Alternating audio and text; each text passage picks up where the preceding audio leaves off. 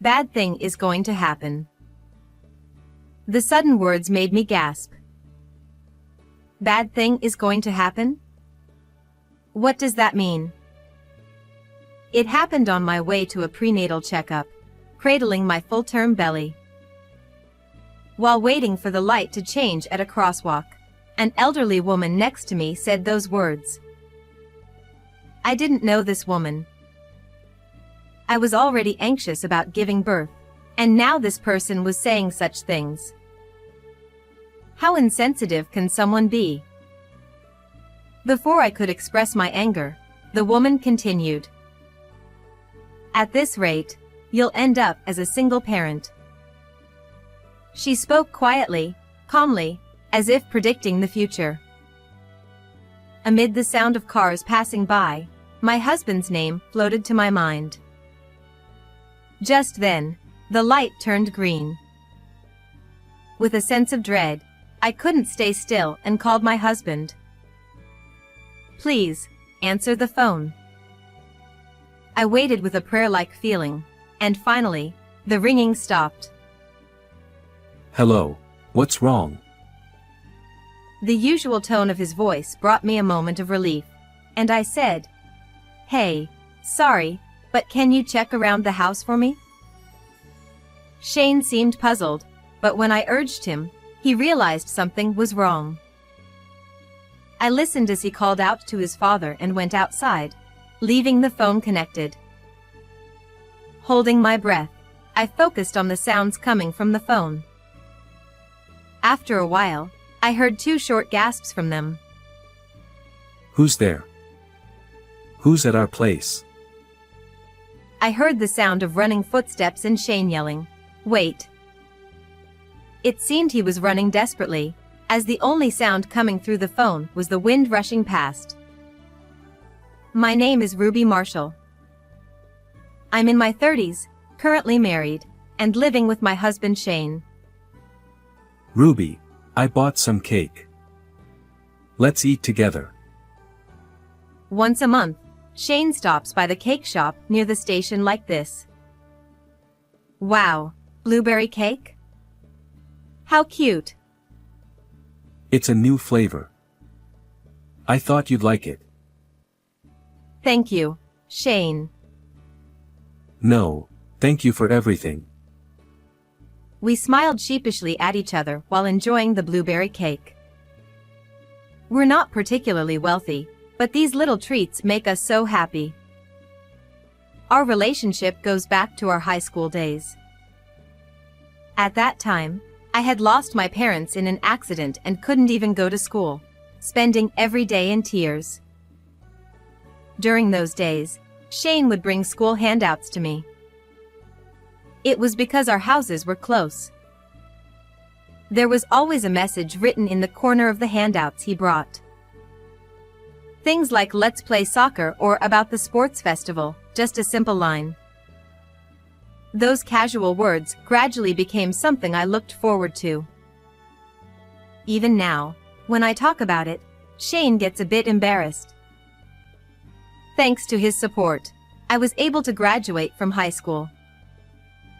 After that, we started dating, went to university, got jobs, and eventually got married. Shane's parents knew about my family situation and treated me like their own child. Ruby, is there anything troubling you? Feel free to tell me anything. Whether I was a student or after we got married, my mother-in-law Monique's words never changed. Ted, my father-in-law, was just as caring. I've always been indebted to Shane and his parents, and I feel so grateful. It was in the summer, a little over 2 years after we got married. I had been feeling unwell for days, and eventually, I even started getting dizzy. Could it be heat stroke? The heat had been severe for days, and there were warnings to be cautious of heat stroke. However, something felt off, so I went to the hospital, where I learned I was pregnant. A new life, a new family, was growing inside me. The more I thought about it, the happier I felt, almost wanting to skip. The keychain that says there's a baby in my belly, which I used to see from afar, was now in my hands, and the day had come for me to attach it to my bag. Overjoyed, I went home, prepared dinner, and waited for Shane to return.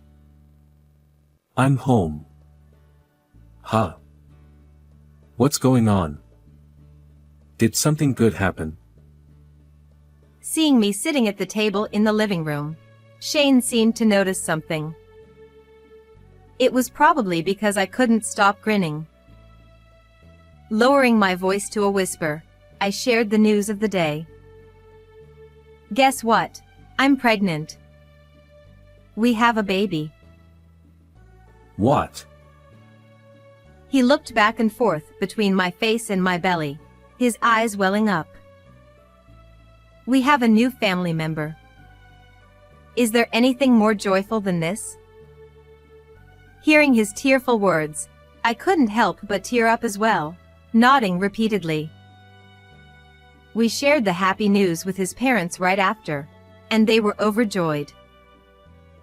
Though it was over the phone, we all savored that happy moment together. From the next day, despite being busy with work, Shane became even more attentive, making sure I didn't overexert myself. As my morning sickness worsened, I spent most of the day lying down, and Shane became quite worried. Your complexion doesn't look good. How about we live with my parents so they can help out? I wanted to say I was fine. But in reality, I wasn't fine at all.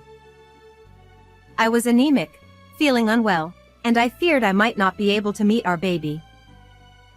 When we explained the situation to Monique and Ted, they readily agreed. Of course, we'll support you. Right, Ted? That's right, we're family. Though I felt bad for burdening them, Shane and I decided to move in with his parents. About a month after we started living together, something strange happened. One day, when I returned from a checkup, there was graffiti on the house wall. At first, it was written with chalk, and I thought it was just neighborhood kids playing pranks. But each week, it got worse, and eventually, it was spray painted. Could this be some sort of harassment? When I told Shane and his parents, they all tilted their heads in confusion. For a kid's prank, it's drawn pretty high up. Shane, who is over 170 centimeters tall, noticed the graffiti reached up to his eye level. But there shouldn't be anyone in the neighborhood who would do something like this. We continued to monitor the situation, but the graffiti appeared at random times, and no one in the neighborhood saw anything. In this quiet residential area, who could be sneaking around and doing this? With no answers, the graffiti gradually escalated. One day, as we were trying to live with the unease, the graffiti started including our names. Why do they know our names? I shuddered with fear. Thinking about when and where we were being watched gave me chills. I couldn't even feel safe walking outside, so I discussed it with Shane and his parents, and we decided to install security cameras. For a few days, the cameras didn't capture anything unusual, and the only people passing by were the neighbors. However, on the 5th day after installing the cameras, we finally caught a shadowy figure. Early that morning, I woke up from the discomfort and groggily approached the window, where I saw something quickly move near the house. Startled, I checked the security camera and saw a man, around 170 centimeters tall, dressed entirely in black. He wore a hat pulled down low and had his face half covered with a mask. His face was unrecognizable, and I didn't recognize him. He sprayed the graffiti and quickly left. Who is that? As I stood there in confusion, Shane came over. It's hot. I couldn't sleep well. He had also woken up from the discomfort, But there were more pressing matters. Hey, look at this. A man with a spray can was caught on the security camera earlier.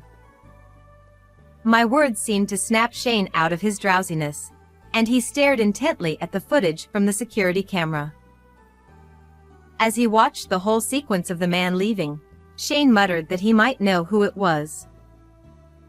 He pointed out the man's average build, the baggy t-shirt, and the way he grabbed the hem of his shirt. Could it be? Do you remember Kenny Green? Kenny Green. I repeated the name, trying hard to recall. Remember that guy who lived next door to us in the apartment? The one who dressed like a musician. What? That guy? The word musician brought back memories. Shortly after Shane and I started living together, we had rented a cheap apartment. Our neighbor at that time was Kenny Green, and when we went to greet him after moving in, he seemed like an ordinary student. He wore baggy sweatshirts and kept fidgeting with the hem of his clothes. We had a dispute with him once over noise, which was caused by his loud music played early in the morning. He blared rock music at ear-splitting volumes in the dark hours before sunrise. Although not every day, the frequent noise made it difficult for Shane and me to get enough sleep. We started to go to work sleep-deprived. The growing irritation became harder to bear. As the days dragged on, Shane finally had enough and went to complain. Kenny, however, became enraged. I want to listen to Summertime Blues. What's wrong with that? I'm asking you to lower the volume. Then it's not rock anymore. And it doesn't need to be early in the morning. It's disrupting our sleep. Rock is meant for early mornings. His claims were incomprehensible, and despite being in English, nothing got through. His shouting and tantrums were childish and only intensified. Eventually, some other residents came out, as he became uncontrollable, spewing abusive language. He wouldn't listen even when spoken to directly. It seemed likely that such problems would continue. Thinking about it made me anxious and depressed. We called the management company, asking them to mediate this trouble, and the next day, a middle-aged manager came by. He sternly warned Kenny in the neighboring apartment about the noise, stating it was a breach of the rules and that failure to comply could result in eviction. After that, the morning blasts stopped completely, and instead, there was no sound at all from his place. I remembered this clearly now. But that was years ago. We had moved out of that apartment about 4 years ago, and I remembered Kenny living in the adjacent apartment at that time. It wasn't far from my in-laws' place, so he might still be living there. Did he hold a grudge against us? If so, would it only be graffiti in the future? What if it endangered not just me but also the baby? I wasn't keen on living with such anxiety and danger. When I conveyed this to Shane, he nodded vigorously. Let's take this footage to the police. It'll be too late if something happens to us or the baby. We went to the police that day, explained the situation, and asked them to take action against Kenny. The officer who attended looked exasperated, as if he'd seen this before. Although he didn't say what had happened, I could guess from his expression. Since that day, there were no more graffiti incidents, and he didn't appear on our security cameras. According to the police, they had given Kenny a stern warning not to stalk us or vandalize our home. Hearing this, my mother-in-law was relieved. Kenny won't be coming around to vandalize anymore, so we can relax for now. Yeah, I replied, but deep down, I wasn't entirely reassured. Was everything really over? I wondered if he would come back in a few days. Despite my concerns, He didn't appear on the security cameras. Maybe I was overthinking it. With the graffiti mischief stopping, our peaceful days returned, and I breathed a sigh of relief.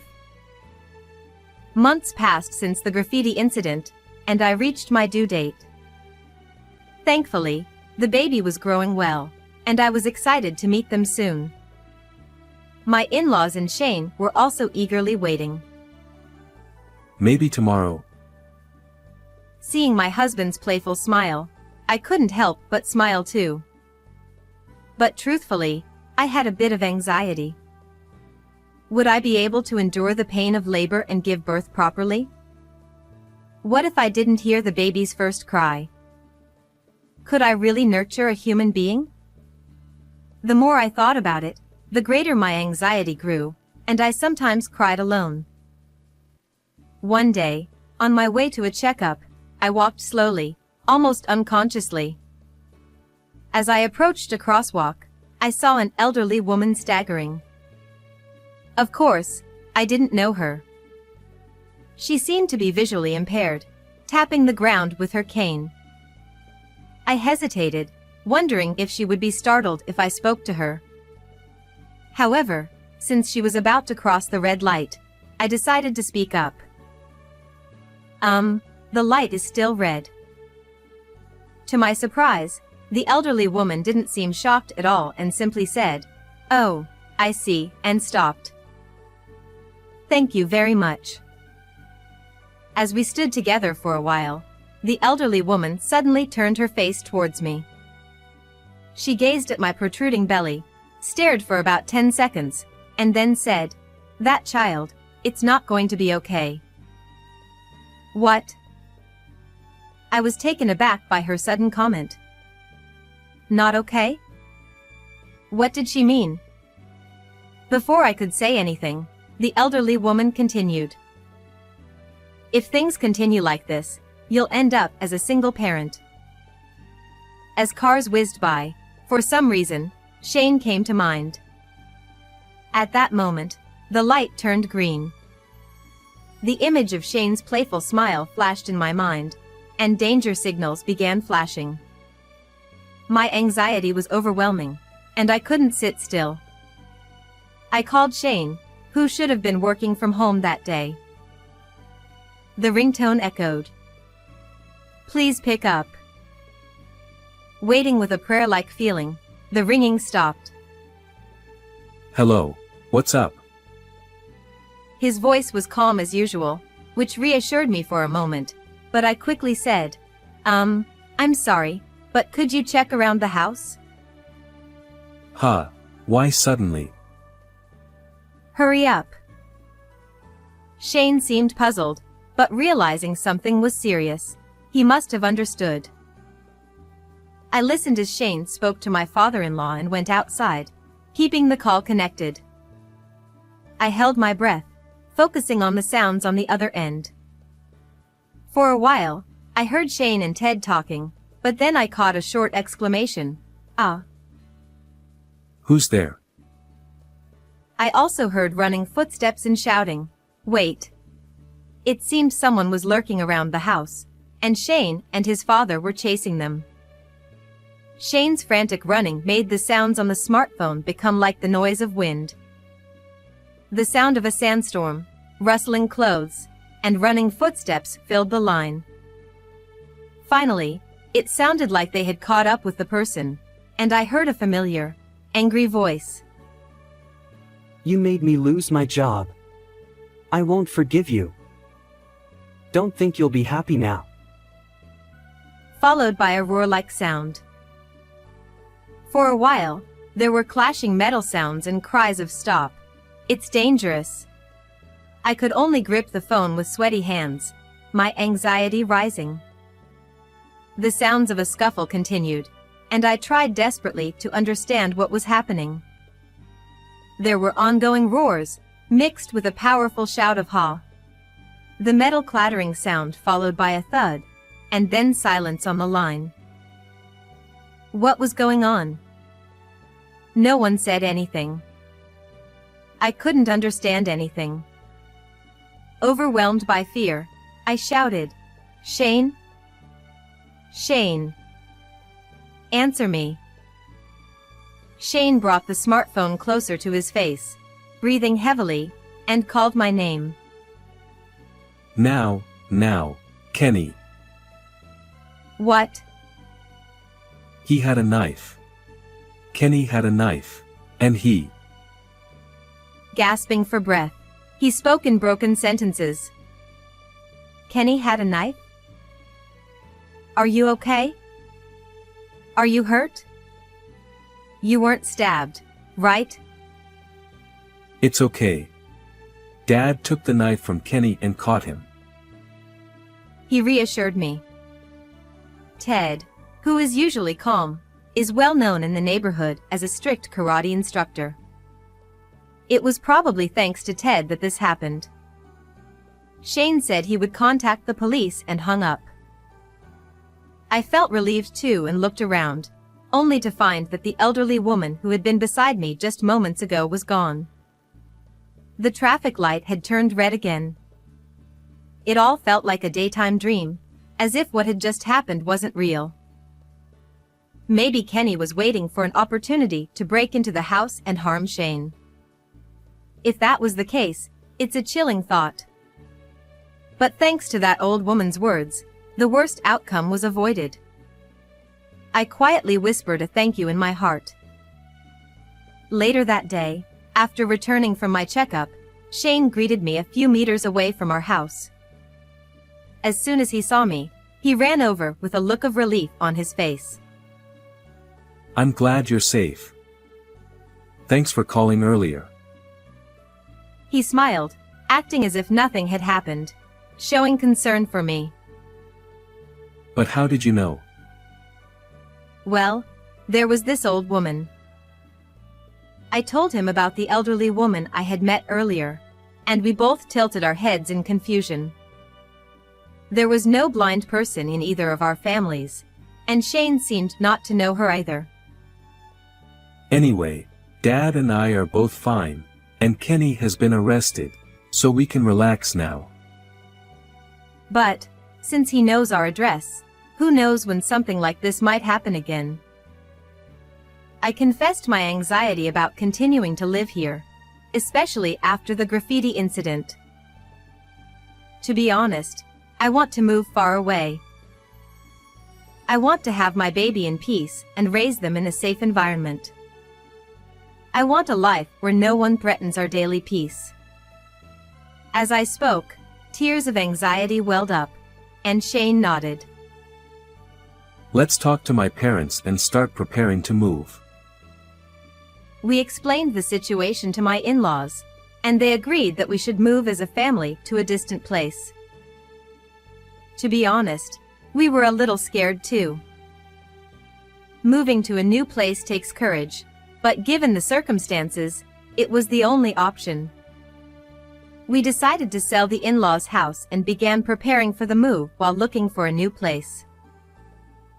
I rolled up my sleeves, ready to dive into the work, but Monique quickly stopped me. "Ruby, I'm sure you understand." She firmly reminded me not to lift or carry anything heavy. "Leave that to us. You need to take care of yourself." Grateful for her kindness, I started sorting through my belongings. While packing, I came across an old photo album of my deceased parents. It was covered in dust, and the colors had faded. As I flipped through the pages, the blurry photos taken with a film camera evoked a nostalgic atmosphere. Suddenly, a photo slipped out from one of the pages, likely because the glue had worn off. I slowly bent down to pick it up, and when I saw the person in the picture, I was shocked. What? This woman. Standing beside my parents, who were holding newborn me, was the blind elderly woman from earlier, smiling. I turned the photo over and saw my father's handwriting, Ruby meeting her great-grandmother Annie for the first time. So, that elderly woman from earlier was my great-grandmother. But How could she still be alive? I grabbed my smartphone and immediately called my uncle. After a few rings, he answered in his usual relaxed tone. Oh, Ruby, it's been a while. I wanted to ask you something. Where is great-grandmother Annie now? Annie? She passed away a long time ago. His words hit me like a ton of bricks, leaving me overwhelmed with shock, disappointment, and a sense of regret. Was it my great-grandmother's ghost that I met at the crosswalk? Why didn't she say anything? Why didn't she tell me she was my great-grandmother Annie? Oblivious to my turmoil, my uncle began reminiscing about the past. It was a hot summer day. Even at the end, she was worried about you, Ruby. My great-grandmother? Yes, right after your parents died in that accident. She was always concerned about you being alone. My heart swelled with emotion, and I fought back tears. But look at you now, doing just fine. Annie is surely watching over you from the other side. I nodded repeatedly as I looked at the photo in my hand. Inside my belly, my baby gave a small kick. That's right, I'm about to become a mom now. Yes. Yes, that's true. I then asked my uncle where my great-grandmother's grave was, promising to visit once things settled down. That's a good idea. I'm sure Annie will be happy. After hanging up, tears streamed down my face. My great-grandmother had been worrying about and watching over me all along. Not just me, but also the baby in my belly, and Shane too. Realizing the depth of her love, I cried big, heartfelt tears. Thank you, great-grandmother. I'll do my best to give birth to a healthy baby. I spoke to the photo of my great-grandmother, asking her to keep watching over me. Later, we successfully found a new home and moved there without any issues. It's a place known for its strong focus on child rearing, and we've started our new life here. Before I knew it, a few months had passed since we moved. I was able to give birth to a healthy baby boy, and the moment I met him, I was overwhelmed with emotion. Ruby, thank you. And thank you, baby, for being born. Seeing Shane's joy, so exuberant he seemed ready to burst into dance, made me both happy and embarrassed. After discussing it with my husband, we named him Andre, and ever since we brought him home, it's been a whirlwind every day. Everything is new to us, and we're figuring it out as we go. I just changed his diaper, and he needs another one already? Reaching out with a sigh to our wailing son, I felt frustrated and ashamed that I couldn't find my child adorable when he cried so much. Babies are supposed to cry, it's their job. But when it happens this often, I can't even get to my chores, let alone take care of myself. Gradually, I started losing confidence. Maybe I'm not cut out for motherhood after all. What kind of mother thinks like that? Noticing my increasing frustration and withdrawal, my mother-in-law spoke up. Ruby, you seem tired. I'll watch Andre for a while, so why don't you take a break? She smiled warmly as she spoke. Andre was still crying, but when she gently soothed him, he stopped almost immediately. She had decades of experience as a mother, after all.